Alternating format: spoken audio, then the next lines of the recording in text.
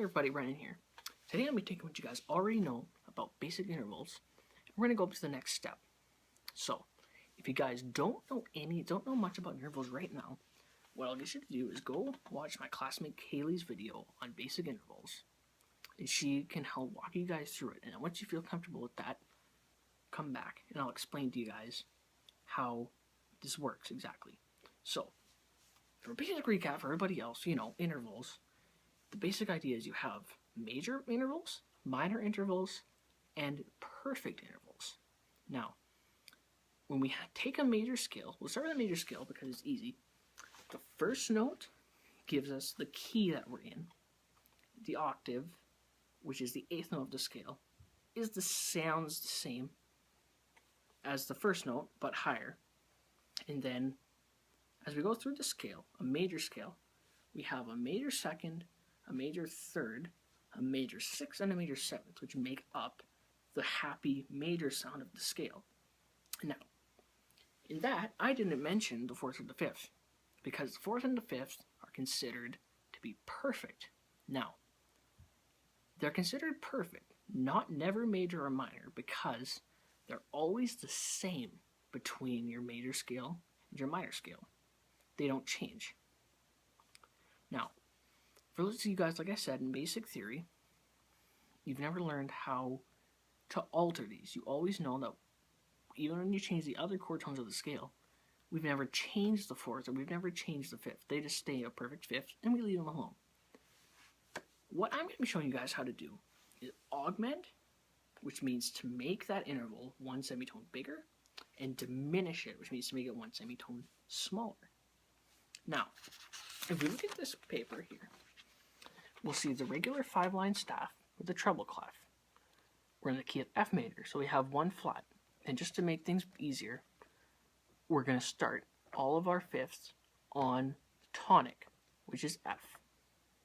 Now, the 5th note of F major, as you guys can see, is C. So we go up. As we walk up the F major scale, we start at F. We go F, G, A, B flat, and C, which takes us from the 1st to the 5th. Now, as you guys know, like I said, this is not a note you've ever changed before. Well, some of you guys have, but probably not, but not all of you. So, what I'm going to get you guys to do is look over here. Now, what I've got right now for you guys here, this is called an augmented sign. This is a little X. And basically what this means is you take the 5, which indicates a perfect 5, and you're going to take it up an extra semitone by raising the top note. Never the bottom, because the bottom is what gives us our key, and that's all helps us to decide which semitone will make up the 5th. Now, like I said, to make an augmented one, you raise the top. And then here, this is to diminish it, which needs to make it one semitone smaller by lowering the top note. Also, keeping this the same. Now, you guys are probably wondering why I have an augmented 4th and a diminished 5 together. And that is the fact that a perfect 5 and a perfect 4th are a single whole tone apart. Which means that if you lower the 5, it becomes the same as a raised 4th. Now this here is called a tritone, the magical tritone.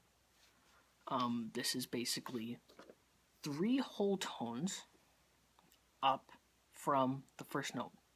3 full whole tones up. This is exactly the halfway point between octaves. And it sounds terrible often when you play it because it's a frequency thing. Some of you guys won't know, but as you guys would know, an octave, every time you go up an octave, the frequency doubles.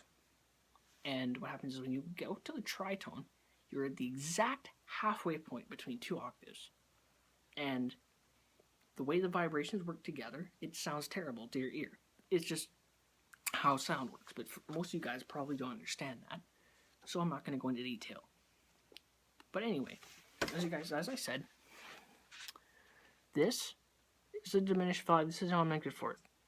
These are what are called enharmonic intervals. It means they're written differently, but they sound exactly the same. Now, an augmented 5th and a diminished fourth actually sound the same as other intervals. So what you have to remember is that if you take an augmented fifth, it sounds exactly the same as a minor sixth. Because in F minor, if we took this F, the sixth note would be D flat, which is enharmonic to C. So despite the fact that it looks different, it still sounds the same to your ear. Same thing if we make a diminished fourth. If we go from here, we go from F to B natural, which is augmented. To make this a perfect interval, we lower it one semitone to B flat, which will make it a perfect fourth.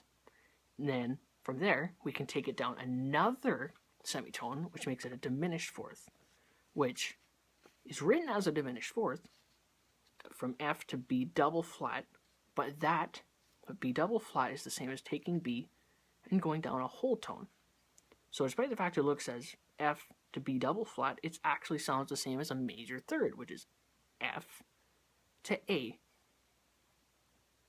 So you can remember, so if you're ever trying to figure out what these sound like, the dry tone, as you guys know, does not sound very good. It's a sound you'll recognize eventually once you hear it. But the easiest to recognize is the diminished 4, because it just sounds like a major third. And the augmented 5 is fairly simple because it sounds like an augment, because it sounds like a minor 6. And so, just from that info, that just gives you a nice basic understanding. Now, there's a lot more to it. It's fairly complicated, but I'm not going to go into a lot of depth more than this, because this is like I said, this is going to help give you guys a basic understanding of how to write these out and how to hear them in your ear. Thank you guys for watching. Hope this is helpful to you.